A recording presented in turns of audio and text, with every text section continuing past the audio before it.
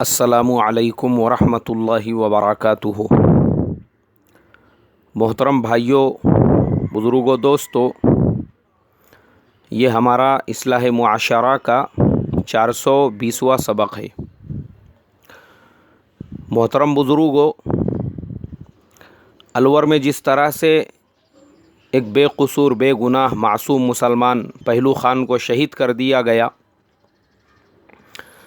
जिस तरह से जालिमों ने, जिस तरह से हुकूमत के नशे में चूर, किसकी हुकूमत है? हमारी हुकूमत है, कौन रोकने वाला है?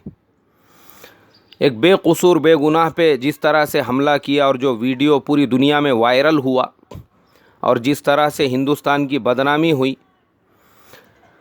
उसके बाद मुझे ये लग रहा था कि पता नहीं अब मुसलमान हमारे खामोश बैठे हुए हैं।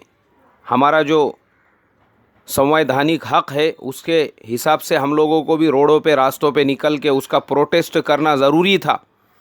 अगर मुसलमान बर्दाश्त करते, मुसलमान इसी तरीक़े से खामोश रहते, तो आज एक पहलू ख़ान पे हमला हुआ, आज एक मोहसिन शेख पर हमला हुआ, आज एक अखलाक अहमद पे हमला हुआ, कल किसी और मोहसिन शेख, किसी और अखलाक अहमद, किसी और पहलू ख़ान पर हमला होगा। लेकिन मैं अल्हम्दुलिल्लाह ऐसे ज़िंदे मुसलमान, गयूर मुसलमान, जिन्होंने रोडों पे, रास्तों पे निकल के धरने आंदोलन दिए, अपने अपने शहरों में कलेक्टर को मेमोरेंडम दिया, जैसे औरंगाबाद के अंदर जुमा के दिन मुसलमानों ने एक धरना आंदोलन दिया, बाज़ाब्ता कलेक्टर को मेमोरेंडम दिया, मुल्क के राष्ट्रपति को उन्होंने मेमोरेंडम भेजा। इसी तरीक़े से म्यो कौम की तरफ से आने वाले हफ्ते में दिल्ली के जंतर मंतर से लेकर तो प्रधानमंत्री कार्यालय तक इसी तरीक़े का एक धरना आंदोलन मुनाकिद किया गया है। और भी मुल्क के मुख्तलिफ़ शहरों में जो गयूर और ज़िंदे मुसलमान हैं वो रोडों पे, रास्तों पे निकले हैं। उन्होंने इसी तरीक़े से प्रोटेस्ट किया, इसी तरीक़े से उन्होंने मेमोरेंडम दिया। मुझे बड़ी खुशी हुई इस बात की, इसलिए कि आज जो टीवी चैनलों पे न्यूज़ चैनल चल रहे हैं, उन्होंने जो सुबह से लेके शाम तक वो या तो मोदी या तो योगी या तो ऐसी ख़बरें एंटी मुस्लिम बता रहे हैं जिसका मकसद सिर्फ़ ये है कि मुसलमानों के हौसलों को पस्त करना, मुसलमानों के दिलों के अंदर जो है एहसास कमतरी पैदा करना। तो मैं असल में आज के सबक से मुसलमानों को यही बताना चाह रहा हूँ, ये पॉलिटिक्स को और ये पॉलिसीज़ को समझो। इसका मकसद ही ये है कि मुसलमान इस मुल्क के अंदर डरे हुए, घबराए हुए, सहमे हुए रहे। और मुसलमानों को ऐसा रहने की ज़रूरत नहीं है। आप इस मुल्क के मालिक हैं, आप यहाँ के सेकंड सिटीज़न नहीं हैं। अगर एक पहलू ख़ान के ऊपर हमला हुआ तो आपने ये अपने दिल में डर और खौफ नहीं पैदा होने देना चाहिए कि पता नहीं और अब आगे कितने मुसलमानों पर हमले होंगे। किसी पर नहीं होगा, जिस पर भी होगा हम लोग ज़िंदा कौम हैं, हम बराबर से उसकी लड़ाई लड़ेंगे। ये किसी के बाप का मुल्क नहीं है कि उठे के छूटे किसी मुसलमान के ऊपर किसी भी बात को लेकर हमला किया जाए।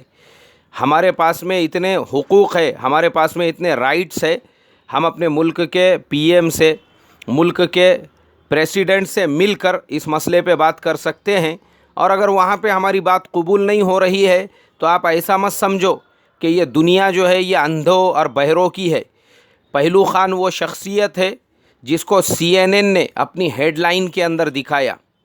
पहलू ख़ान की शहादत ऐसे ही रायगा नहीं गई, न्यूयॉर्क टाइम्स के हेडलाइन के ऊपर, फ्रंट पेज के ऊपर इस न्यूज़ को उन्होंने शाये किया और बताया कि हिंदुस्तान में ऐसा हो रहा है।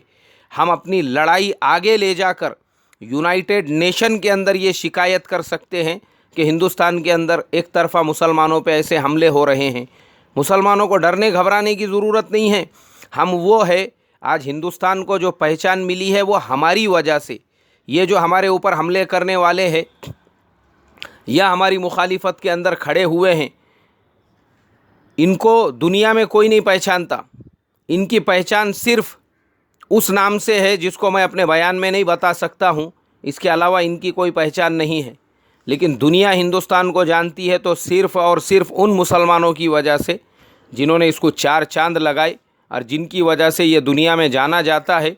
और गिने चुने जो फॉरेनर्स यहाँ पे आते हैं वो भी उन्हीं मुसलमानों की वजह से। तो मुसलमान अपने हक़ की लड़ाई बिल्कुल आगे आकर लड़े। मुसलमानों को डरने की, घबराने की, और ये जो मीडिया में बार बार ये एक पॉलिटिक्स है। ये बताओ हर चैनल के ऊपर हर 2-2 मिनट में, हर 5-5 मिनट में ऐसी खबरें जिससे मुसलमान एहसास कमतरी का शिकार हो।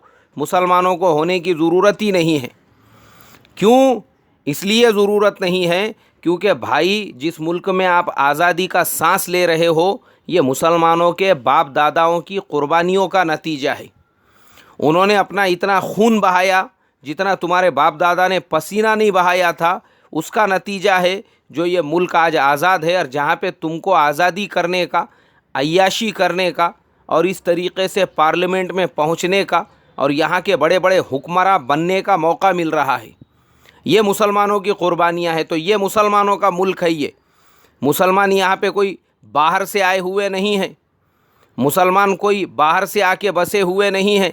जितने मुसलमान जहाँ जहाँ पर भी आबाद है, ये उसी इलाके के रहने वाले हैं। इसीलिए आपको हिंदुस्तान का कोई ऐसा हिंदू सरनेम नहीं मिलेगा जो सेम सरनेम आपको मुसलमानों का नहीं मिलेगा हर इलाके के अंदर। उत्तर प्रदेश में चले जाओ, अगर हिंदू जाट है तो मुसलमान भी जाट आपको मिलेगा। हिंदू राठौड़ है तो मुसलमान राठौड़ भी आपको मिलेगा। राजस्थान में आप चले जाओ, आपको हिंदू राजपूत मिलेगा तो मुसलमान भी राजपूत मिलेगा। आपको हिंदू शेखावत मिलेगा तो मुसलमान भी शेखावत मिलेगा। किसी भी इलाके के अंदर आप चले जाओ, आप अगर कश्मीर में जाते हैं तो वहाँ पर अगर हिंदू लोन है तो मुसलमान भी लोन है। वहाँ पर अगर हिंदू बट है तो मुसलमान भी बट है। वहाँ पर अगर हिंदू मलिक है तो मुसलमान भी मलिक है। आप किसी भी इलाके में चले जाओ, गुजरात में आप जाएंगे, वहाँ पर अगर क्या कहेंगे उसे, चिमन भाई पटेल है तो वहाँ पे अहमद पटेल भी है। वहाँ पर अगर कोई और पटेल है तो एक मुसलमान भी पटेल है। जो सरनेम हिंदू का आपको मिलेगा वही मुसलमान का। तो मुसलमानों के पास ये सरनेम कहाँ से आ गए? हमारे महाराष्ट्र में आ जाओ, हमारे महाराष्ट्र के अंदर यहाँ पर भी पटेल का मसला सेम ऐसा ही है। अगर हमारे यहाँ पे आर पाटिल है तो मुसलमानों में भी पाटिल है। हमारे यहाँ पर अगर किसी का नाम गडकरी है तो मुसलमान का भी सरनेम गडकरी है। अगर हमारे यहाँ पे सुधाकर राव नाइक यहाँ का मुख्यमंत्री है तो जाकिर नाइक एक इस्लामिक स्कॉलर भी है। दोनों भी नाइक है, एक मुख्यमंत्री नाइक है और दूसरा इस्लामिक स्कॉलर नाइक है। सरनेम दोनों के सेम। अगर यहाँ पर हमारे यहाँ पर अगर किसी का सरनेम, जैसे हमारे जो पहले मुख्यमंत्री थे विलासराव देशमुख, उनका सरनेम अगर देशमुख है तो हमारे यहाँ देशमुख मुसलमानों के पूरे गांव हैं। मेरे पास आधा डजन स्टूडेंट ऐसे हैं जो मेरे पास आज पढ़ते हैं, उनके सबके सरनेम देशमुख है। तो कहाँ से आई ये सरनेम? पूरे मुल्क में आप चले जाओ, हिंदुस्तान के कोने कोने में जो सरनेम आपको हिंदू का मिलेगा वही सरनेम आपको मुसलमानों का मिलेगा। अभी नीचे के इलाके में अगर आप जाएंगे साउथ इंडिया में, वहाँ तो ये हाल है कि ना मुसलमानों का लिबास बदला है, ना मुसलमानों की ज़ुबान बदली है, ना मुसलमानों के नाम बदले हैं। वहाँ तो मुसलमानों का लिबास भी वैसा ही है जैसा गैरों का। वहाँ तो मुसलमानों की लैंग्वेज भी वैसी है, ना उनको उर्दू पता है ना कोई और ज़ुबान पता है। और ख़ुद हमारे यहाँ पे महाराष्ट्र के देहातों में अक्सर इलाके ऐसे हैं जहाँ पे मुसलमानों को अगर आप जाकर देखेंगे तो मुसलमान आज भी धोती पहनते हैं और सर पे वो महाराष्ट्र की जो टोपी होती है अन्ना हज़ारे की, उसको हमारे यहाँ गांधी टोपी बोलते हैं। मुसलमानों की अक्सरियत ऐसी है छोटे छोटे देहातों के अंदर। वजह ये है कि भाई ये लोग ज़बरदस्ती मुसलमान नहीं बने थे, ये बाई चांस मुसलमान बने हुए मुसलमान नहीं हैं, ये बाय चॉइस मुसलमान बने। इनके शहरों में बस्तियों में इन्होंने मुसलमानों के अखलाक किरदार को देखा तो ये तमाम बिरादरियाँ, चाहे वो पटेल बिरादरी हो, गडकरी बिरादरी हो, नाइक बिरादरी हो, देशमुख बिरादरी हो, देशपांडे बिरादरी हो, चाहे और कोई जाट समाज हो, राजपूत समाज हो, ये सब इस्लाम की छत्र छाया में आए हुए हैं। तो यहाँ बाहर से आया हुआ कोई भी नहीं है। जो बाहर से आए थे उनकी तादाद वो आटे में नमक से भी कम होंगी, बल्कि अक्सरियत जो है, जो प्रॉपर यहाँ के रहने वाले मुसलमान हैं, और अक्सर जो हमारे यहाँ पे शेख सैयद भी हम लोग सरनेम इस्तेमाल करते हैं, इनकी भी अगर आप पिछली हिस्ट्री और तारीख़ उठाकर देखेंगे तो ये भी आपको वही मिलेंगे। कोई पाटिल में से, कोई देशमुख में से, कोई गडकरी में से, कोई नाइक में से, कोई देसाई में से मुसलमान बना हुआ। वजह यह है कि अक्सर वो थे जो सैयदों और शेखों के यहाँ पे काम करते थे, उनके मालिकों के जो सरनेम थे, आगे चल के उन्होंने अपने भी सरनेम ऐसे इस्तेमाल किए। और मैं आपको बताता हूँ, मेरे पास प्रैक्टिकल सबूत है इसके। मैं एक साथी का रिश्ता देखने के लिए एक जगह पे हम लोग गए, तो वो लड़की वालों से हमने उनका सरनेम पूछे, उन्होंने बोले हमारा सरनेम खान है।